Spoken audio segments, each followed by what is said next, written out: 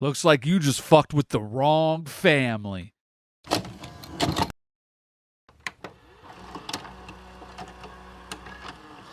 Death scenes are always much more elaborate. More blood, more gore. Carnage, candy. Hey guys, what's going on? Karnage Candy back with another review. I just got back from my local theater and I just saw Blumhouse's latest production called Afraid. Afraid is another AI horror film that stone upon us.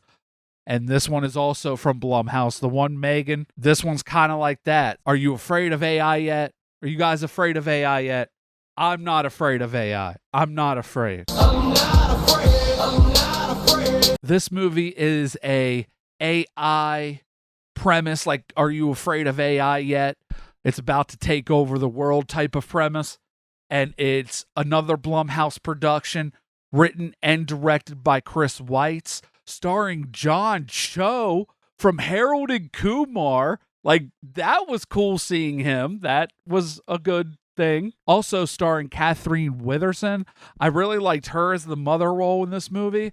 She did a really good job. I really think I liked her the most in this movie, actually. The Curtis family is selected from a company that made an AI home device, like personal assistant or whatever you want to call it, AI device for this family's home, and they get to test it out for the company, and it ends up being really, really advanced, like advanced AI. It's helping pretty much helping raise these kids. It's helping with bills. It's helping with all this crazy stuff that it's really nice now. Then they find out it wants you to work for it. I think that was the premise in the end, because it got a little weird.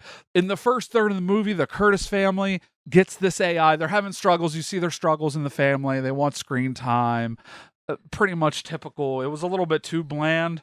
I think this whole movie was just a little bit too bland, but the characters, the development was just a little too bland. Kids have normal problems. Parents have normal problems. Everyone has normal problems. And they go to AI to get it fixed. And then AI, I guess, wanted everyone to work for it. I don't understand the premise of, I guess, taking over was the premise. Third of the movie was a lot better, like the build-up. But once the AI started leaving the house, the AI was doing some really weird stuff. And the sus stuff that it was doing was bringing in some good build-up. Then it started to leave the house and follow these people and get a little too into their lives.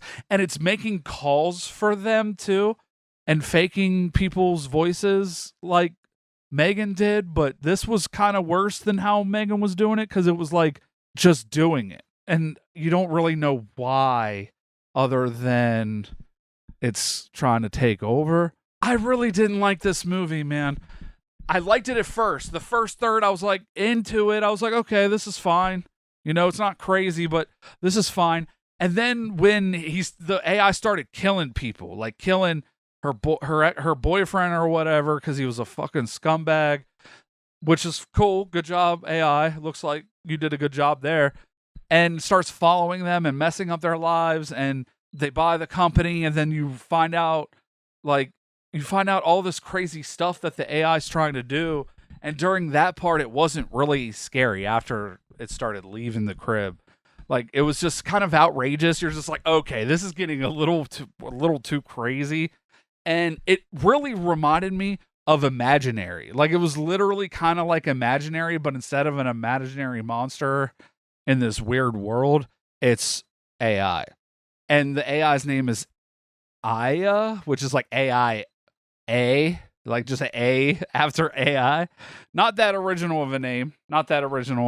This AI was just so mad. It just wanted to take over, but it still learned from what it did. Like, the end, it was like, okay, so it wants to do better, or is it just lying to us? I was kind of confused with the ending. I was like, okay, it didn't die and it can't ever die, but it wants to have good intentions now after this, I guess. And you just didn't really care about the ending by the time it was done. I really didn't. If the third of the movie kept going in that direction, then I probably would have enjoyed it a little bit more. I did not enjoy this movie. The acting's fine. They all do fine. The dialogue's fine. Nothing Nothing like cringe or any, not much cringe. Okay, there is some cringe actually, now that I'm talking about it. There's not too much cringe to where you're like, this is unwatchable. It just felt like another Blumhouse copy and paste this story into us type of thing. And Blumhouse, you got to stop doing this actually, because I'm actually getting fed up with it. This was exactly like Imaginary.